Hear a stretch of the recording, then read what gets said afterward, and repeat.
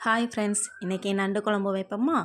முதல்ல சின்ன வெங்காயம் ஒரு 20 வெங்காயம் எடுத்துட்டு நல்லா வெட்டிட்டு, பிறகு மிளகாய், கருவேப்பிலை, தக்காளி, தேங்காய் எல்லாம் அரைச்சி வச்சுட்டேன்.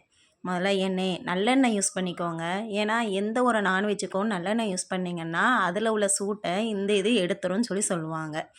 அதில் கடுகு, கொஞ்சோண்டு சீரகம், வெந்தயம் போட்டுட்டு முதல்ல வெங்காயம், கருவேப்பிலை, மிளகாய் எல்லாம் போட்டுட்டு நல்லா வதக்கிட்டு, அதுக்கப்புறம் தக்காளியை போட்டு நல்லா வதக்கினேன்.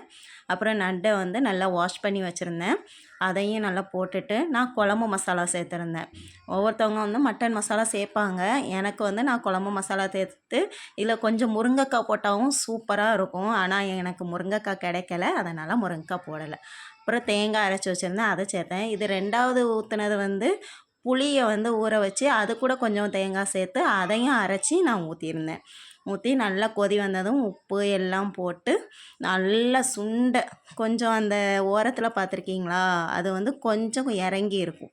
அந்த அளவுக்கு இறங்குற அளவுக்கு நல்லா வற்ற வச்சு நீங்கள் சர்வ் பண்ணிங்கன்னா ரொம்ப நல்லாயிருக்கும்.